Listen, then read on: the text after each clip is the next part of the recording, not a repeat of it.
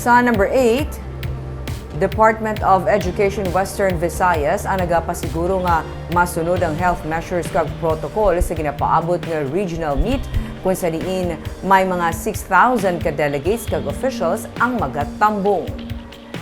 Sa virtual press conference ng Huwebes, ginsiling ni DepEd Regional Director Ramir Oitico nga nagapabilin ang health protocol. Sa mga 6,000 delegation, masobra sa 4,000 diri ang mga humalampang, mga coach, trainer, kag chaperone. Ang nabilin nga mga technical officials na. Bangod nga yara sa gihapon ng COVID, ginalantaw ang posible pagbutang sang isolation room in kaso nga may makitaan sang sintomas ng COVID. Ginapahalong man ang tanan, labi na sa epekto sang tuman nga kainit.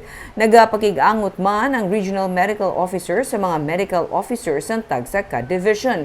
Sunod kay Dr. Amelita Pitalgo, ang Chief sang Education Support Services Division, may yara sang special lane sa Provincial Hospital sang Aklan nga ipain para sa mga atleta para sa emergency cases. Sa Makato, Aklan, hiwaton ang Western Visayas Regional Athletics Association meet nga magasugod Abril 26, tub-tub 30. Hindi lang siguro yung isolation na ipiprepare. It could be another room na in case may any participant sa Wibra sa delegation nila, may ano din room na pwedeng doon muna magpahinga kasi sobrang nainitan, tapos may ano man sa Ilonggo yung makuyapan, faint ba? Fainted.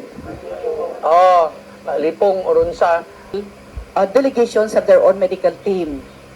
So they will take charge of all these concerns in their level. And we have also coordinated with Dr. Roby Fernandez, the medical officer of Aklan, which had already had a meeting with Dr. Kwan that there will be a special lane for in case of emergency that will be afforded.